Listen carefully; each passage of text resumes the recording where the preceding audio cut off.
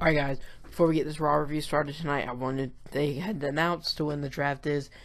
It's going to be July 19th on the live edition of SmackDown. So we're not going to get it on Raw this year.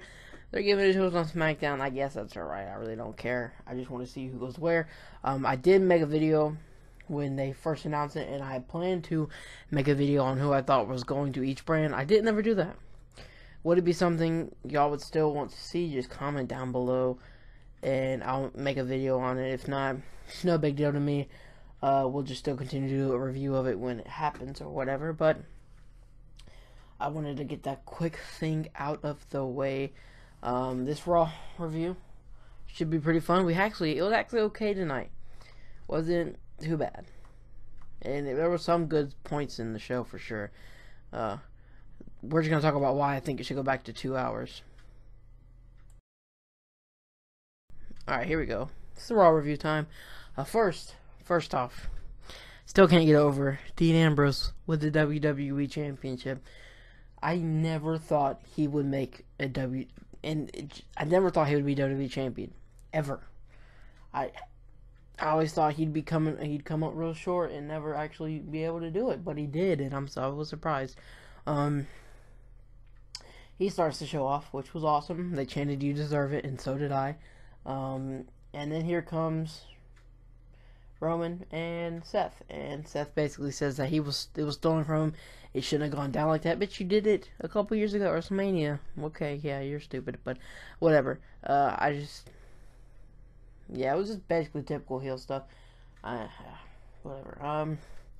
In which Shane comes out and makes it a match. Seth Rollins, Roman Reigns, main event, #1 contenders match for the WWE Championship. And I, for one, was excited because their match at Money in the Bank was the best match on the whole card. So, I did not mind seeing that match again at all. Now, the first match was KO and Sami Zayn, in which that match was good. I know, I've seen a lot of people on Twitter saying they're just recycling matches. Well, this one is one of those matches where I could see them have a match just about every other week or every week, and it would be good every single time. I have no problems with seeing Kevin Owens and Sami Zayn go at it all the time. And now that they're not in the Intercontinental title race, not in the Money in the Bank anymore, they can focus on just Sami Zayn versus Kevin Owens going forward, and I think that's what they set up to tonight. Now the match was good, like I said. Sami Zayn won with a roll-up pin, but it was good. And Kevin Owens got pissed, came up, kicked him right in the face, was about to powerbomb him off the ramp. I was like, do it, just throw his ass. But he didn't. I'm like, okay. But they started fighting. They go back into the back. They're still fighting. And we see a Fit Finlay sighting. Wow, it's been a while. But our next matchup was it was actually people powered. Mr. John Laurinaitis. John Laurinaitis, I'm just playing. That was pretty funny. Enzo comes out afterwards. Well, Shane actually said he's running SmackDown during this whole thing because, of course, Big Johnny wanted to be GM of SmackDown, not happening. But Enzo and Shane were hitting their moves, running back and forth on the ring ramp, which was pretty cool. But Enzo basically said John Laurinaitis, and I just popped. That was funny. I really did like that. And every time that Big Johnny opened his mouth and manure didn't come out of it, I would have 0 dimes. I love it, dude. They're awesome. But they beat the Vaudevillains with the Bada Boom Shakalaka. When the hell was that the name? I might be just behind, but okay. I was alright with the match. Was fine. There was a lot of good matches leading up to, like, the first hour and a half of Raw was good, basically. And after that, they kind of wore down a little bit, but that's what normally happens. And our next match was John Cena. Well, AJ comes out and basically wanted the club to apologize for what they did. And I'm like, okay, really? Because at first I was thinking, is he really going to leave the club again? And I was like, no, he's not. What am I thinking? They come out, they apologize, they're good, but they need to apologize to John Cena. And John Cena just says, fuck your apology, wants to face him now. And AJ says, you can face one of the club, and makes it Carl Anderson. And I, for one, was already happy for that match, right? John Cena, Carl Anderson, because if you've watched New Japan on Access TV, Carl Anderson will hit you with that gun stun. I don't know if he's going to be able to use the gun stun, since it's basically the RKO, just call it the gun stun. I don't know if he'll be able to use it in WWE since Randy Orton's got the RKO, but whatever. So John Cena says he's basically facing the club tonight. And he beat the shit out of Carl Anderson. I thought Carl Anderson would put up a lot more fight than he did, but he really didn't. It wasn't much of a fight. He just hit clothesline, and hit the 5-knuckle shovel, hit the FU. Then there comes the club, and they beat the shit out of him. Hit the Magic Killer, and hits the Styles Clash. Okay. Let me be honest. Totally honest with you guys. I was fine with the match at Money in the Bank. Even though I thought it was a little bit slow, it was alright. It was good. And my things on it, I don't want to see it happen again. This is a dream match. And my things with dream matches are, if I want to watch a dream match, I want to watch it just one time. And not have it ruined and washed out and just get old after like 2 or 3 matches. I mean, like, Johnson and AJ was good the first time. Why go out there and try to redo it? Like, one-up it. If they have another match at Battleground, it better be better. If not, what was the point of having that second match? This is my thoughts on it. Even though I think what they did tonight on Raw was good work. Like, I loved the whole segment. But, to me, don't have the match again. I don't know what do y'all guys think about it? I just think that it should be saved and cherished. Like, it was that one big dream match, and we got to see it. Not have it a couple of more freaking times. That's just my opinion on it. Then we had Paige back. Well, I'm getting a little bit ahead of myself. We had Baron Corbin versus Zack Ryder. He kills Zack Ryder. Everybody does. Zack Ryder always gets that 1 or 2 moves. It's the broski boot and the leg Larry, and then he never gets anything else. Oh man, I'm ready for Zack Ryder to get going or something. But we knew it was going to happen. They're going to be pushing Baron Corbin since he's finally done with Dolph Ziggler. I swear I don't want to see that match again. That's for damn sure. Like, not again, please. At all. Just don't. Don't do it to me.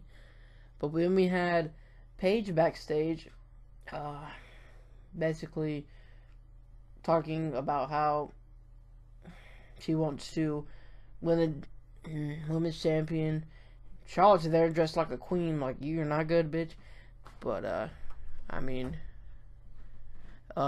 Becky Lynch was backstage doing an interview too, and she got attacked by Natalya to continue their feud for Money in the Bank. Which, do I think this feud's gonna be good? I hope so. I honestly do. They had this whole thing last year where the Divas Revolution, whatever, was coming. It's not done nothing that much to me, honestly. Sasha Banks is the one bright thing out of this. Becky Lynch is alright. Charlotte's whatever. Dana Brooke is shit.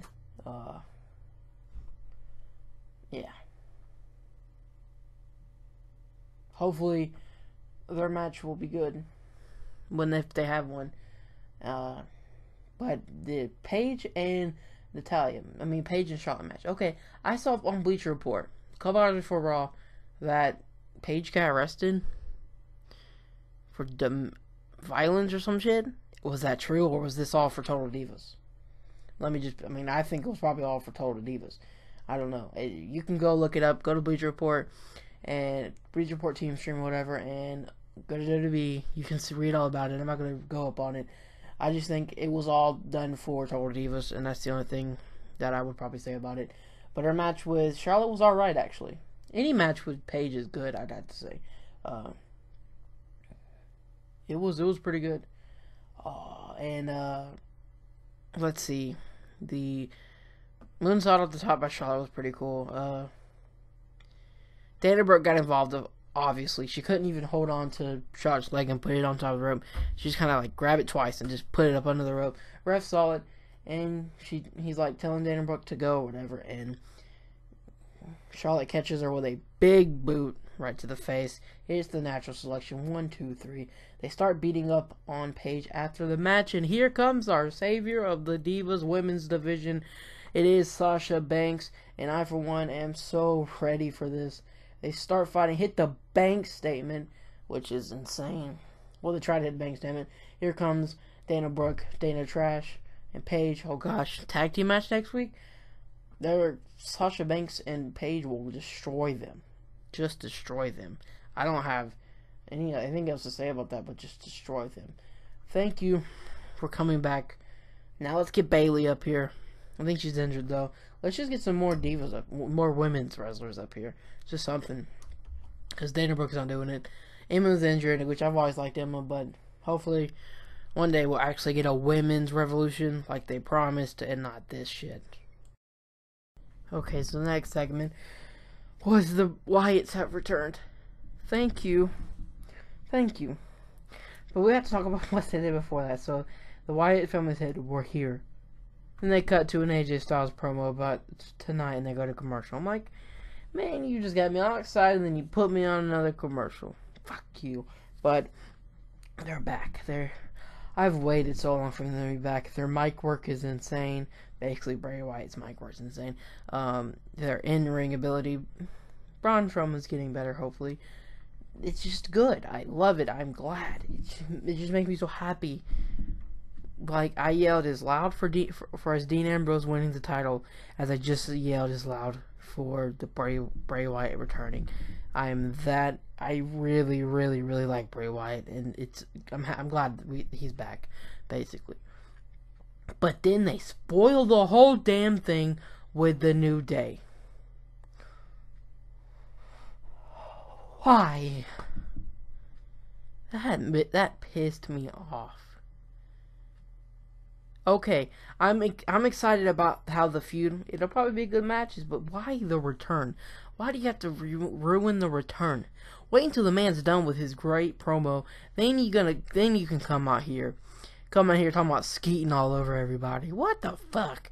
That was pretty funny, but still, what the fuck? And then Bray Wyatt basically says, "You ruined my return, and the New Day will fall." New Day falls. Yes, thank you. Wow. What do you guys think about this? You think the New Day should have waited until their promo was done? Or are you really, really liking the New Day that much? Because to me, the Wyatt family's way better than the New Day. The New Day is funny and all. They've been around for a while now, and I'm just thinking it's about time for them to just stop, in my opinion. Man. I don't know. All in all, I still like it. I just didn't think they should have returned.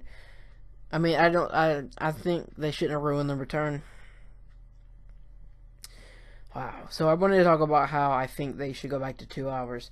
I put a tweet out on Twitter. Go ahead and follow me at EpicMike1996. Go ahead and do that. But I put out a tweet saying that I think I've seen more commercials than matches tonight. And last week, I think somebody posted on Twitter the percentage of commercials and matches. And I think the commercials outweighed everything on the whole show by like 10-15%. Come on now. If it was 2 hours, we wouldn't have a 40-minute period of Raw where it's so boring you don't want to watch anymore. And it would be good throughout the whole episode. There wouldn't be matches like Baron Corbin versus Zack Ryder. There wouldn't. There just wouldn't. I don't think you would have to see those. Probably on SmackDown or on Raw where they'd actually have a storyline and it wouldn't. I mean, that's just my opinion on it. I really do think they should go back to 2 hours. Because, just think about this. When the brand split comes back on a pay-per-view, like we'll have pay-per-view that Sunday. Raw for 6 hours for a Sunday and pay-per-view. Sunday and Raw, 6 hours, 2 days. Then you add on another 2 freaking hours, 8 hours, just straight WWE, and then they're talking about adding 2 pay-per-views a month. Holy shit! I won't ever get no sleep. Just being honest, I think they should just go back 2 hours. to be honest. Just cut all this. Some of this boring parts could be cut out, and it'd be nothing but good parts the whole entire time. But yeah, you have it 3 hours, and some parts are boring. I think a lot of people probably would agree. I mean, I don't know, but obviously, tell me what you think down in the comments below. Okay, I was on the fences with the next segment. It was Rusev and the whole Titus O'Neil thing. I liked to see that out of Titus O'Neil. I really did. But I thought they were pushing Rusev like this indestructible guy that's going to beat the shit out of everybody. And Titus O'Neil came out there and beat the fucking shit out of Rusev. Can we book another match here? Battleground? False count anywhere? No holds barred something? I mean, does it mean if you piss off Titus O'Neil like that again, you get that at Battleground, it's going to be a better match than they had at Money in the Bank. And although I really do like seeing this out of Titus O'Neil, and I think this is good for him, we're seeing a different side of him, I just think Rusev's still going to win. I mean, they're pushing him to where he's supposed to be the unstoppable guy like he was a couple years ago or whatever. And I think that's got to continue, but he can't take another beating like that. You know what I'm saying? I think that was still good. It was okay. I just don't think he could take another beating like that and still be pushed to the heights they're probably trying to get him back to. If that's just my opinion about it. All in all, the segment was alright. The main event was next. Rollins, Reigns. Alright, we're going to get right down to it. Main event time. Before I talk about it, my things are, yes, it's not going to be as good as their match at Money in the Bank. But that's because they're on Raw, obviously, and hopefully they're not going to have the same amount of time they had at Money in the Bank, because, God, that match was pretty long, so, the match was good. Roman would not go down for shit. Like, he knocked Seth out with a Superman punch, which that was pretty cool when he jumped off the top rope or whatever. That looked pretty cool. I had to say that did, to be honest. That super kick, though, from Rollins while Reigns was on his knees, took his damn head off. Took it right off. And they fight onto the outside. And Roman spears Rollins to the announce table. And, I forgot to mention, Dean Ambrose was on commentary. Well, they didn't make it back in time to the ring to end count, so there's no number one contender. Well, here comes Shane. Shane says, well, we're not going to end things like this.